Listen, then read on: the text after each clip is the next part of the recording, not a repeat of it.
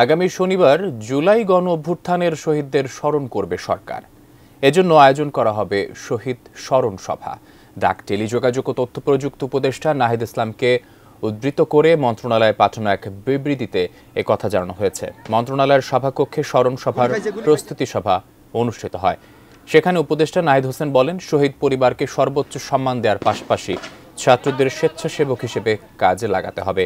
এছাড়া স্মরণ সভায় বাংলা ব্লকের কমপ্লিট শাটডাউন এবং লং মার্চ টু ঢাকা শব্দগুলোকে গুরুত্বের সঙ্গে তুলে ধরারও নির্দেশনা দেওয়া হয়। স্মরণ সভায় ফোকাল পয়েন্ট হিসেবে দায়িত্ব পালন করবেন উপদেষ্টা নাহিদ ইসলাম। গুলি খাইছে একটা